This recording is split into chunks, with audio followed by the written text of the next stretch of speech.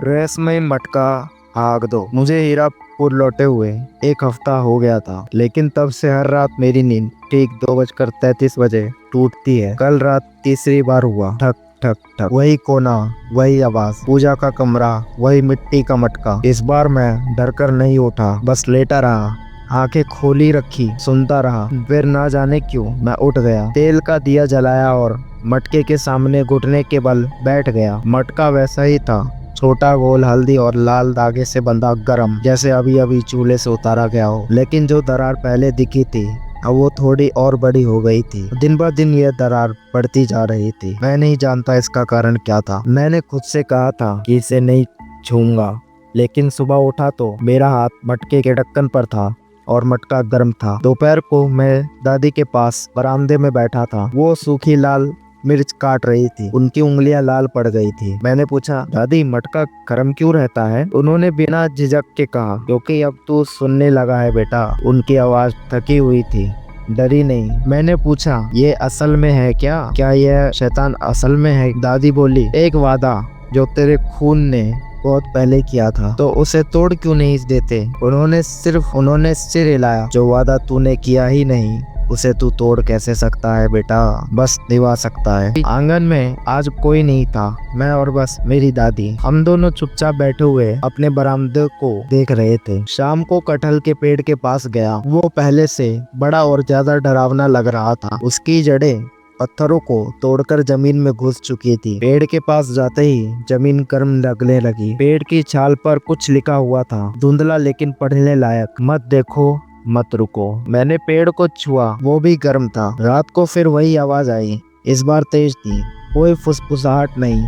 उसने पूछा, क्या तुम अपनी याददाश्त में से एक याद दे सकते हो? बदले में मैं तुम्हें एक खोई हुई याद दूंगा। मैंने नहीं जवाब दिया। मैंने पूछा, तू कौन है? जवाब आया, मुझे आग ने नाम दिया है। आईना मेरा चेहरा नहीं दिखा सकता, लेकिन तू मुझे हमेशा से जानता है। कमरा गर्म हो गया, पीछे दिया तेज जलने लगा। फिर आवाज बोली, ढक्कन खोल अर्जुन, बस थोड़ा, मैं तुझे सच दिखाऊंगा। मैंने नहीं खोला, लेकिन मेरी उंगलियां हिल गई। एक पल को सच में खोलने का मन हुआ। शायद मैं झपक गया था। मैंने जब आंखें खोली तो मेरी दादी हॉलवे में खड़ी थी, चुपचाप। उनके हाथ में एक जल चुका लाल धागा था। उन्होंने कहा, तूने उसे छुआ? आवाज में गुस्सा नहीं था, बस दुख था। मैंने बोला, मैंने मटका नहीं खोला। दादी ने कहा, जख्म खोलने की जरूरत नहीं होती बेटा, बस छूने से भी खून बहने लगता है। वो मेरे पास आकर बैठ गई। हम दोनों कुछ देर चुपचाप रहे। मैंने पूछा, पापा ने क्या मांगा था? उन्होंने कहा, वो और समय मांगना चाहता था जो उसे मिला नहीं। और मम्मी, वो उसे भूल जाना चाहती थी। दादी ने मुझे देखा जैसे सब जानती हो, फिर बोली, और तू अर्जुन, तू क्या मांगेगा? मैं चुप रहा। तभी मटका फिर से चटका, थोड़ा और। उसकी दरार बढ़ती ही जा रही थी। हमने इस घटना को नजरअंदाज कर दिया। मेरी दादी अब अपने कमरे में थी और मैं भी सो गया। मैं फिर 2:33 बजे रात को उठा, लेकिन इस बार मैं बिस्तर पर नहीं था। मैं पूजा वाले कमरे की जमीन पर पालथी मारे बैठा था, ठीक उसी मिट्टी के गड्ढे के सामने। दिए की लौ धीमी थी, मेरी उंगलियां घुटने पर टिकी थी। ना मुझे ठंड लग रही थी, ना मुझे डर लग रहा था। बस ऐसा लग रहा था जैसे मैं किसी चीज का इंतजार कर रहा हूँ। गड्ढे पर जो दरार पहले थी, अब वह थोड़ी और बढ़ गई। अब इतना खुल चुका था कि अंदर से हल्दी की कपड़े की परत पीली नहीं रही, वह जगह जगह से काली पड़ चुकी थी, जैसे कुछ अंदर से रिसा हो, बहुत पुराना और जिंदा। मैंने उसे छुआ नहीं, पर झुककर करीब गया, देखने और महसूस करने। तभी वो आवाज फिर आई, फुसफुसाहट नहीं, एक धीमी गूंज, लय में, जानी पहचानी। मुझे थोड़ा समय लगा समझने में।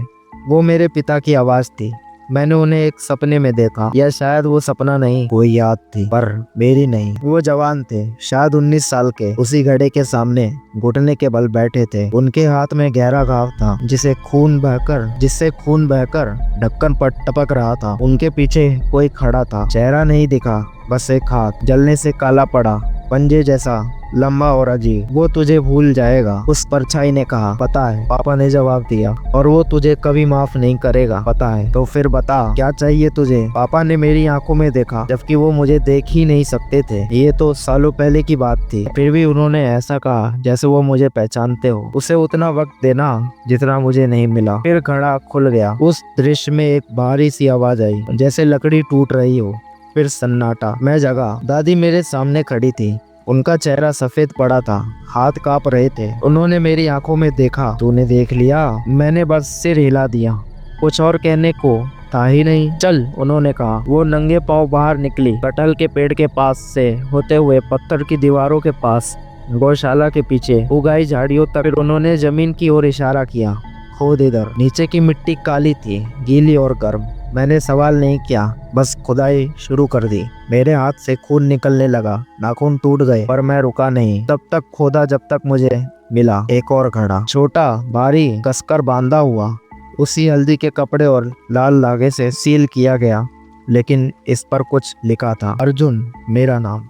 अम्मा ने तब कुछ नहीं कहा जब तक हम घर वापस नहीं लौट आए। उन्होंने उस घड़े को पहले वाले के पास रख दिया। अब 2 घड़े थे, दोनों गर्म, दोनों सांस ले रहे थे। मेरे पिता ने वादा दुख में किया था। उन्होंने कहा, तेरा वादा यादों से बन रहा है। इसका मतलब ये कि तूने अब तक कुछ मांगा नहीं, पर वो तुझे सुन रहा है। मैं बैठ गया, दोनों घड़ों को देखने लगा। मेरा नाम दिए किलो में चमक रहा था। अगर मैं इसे खोल दूं तो क्या होगा? दादी ने कोई जवाब नहीं दिया, बस एक और बाती जला दी। और उस चुप्पी में आवाज फिर आई, और इस बार घड़े से नहीं, मेरे अंदर से। तूने मुझे नहीं खोला अर्जुन, पर तू पैदा ही टूटा हुआ था। दिया कांपने लगा, दीवारों पर परछाई नाच उठी, और पहली बार मुझे एहसास हुआ, अब वो मुझसे पूछ नहीं रहा था, अब वो मेरा इंतजार कर रहा था। दोस्तों, अगले भाग के लिए कमेंट करें। मैं अगले भाग की तैयारी जल्दी शुरू करता हूँ। धन्यवाद।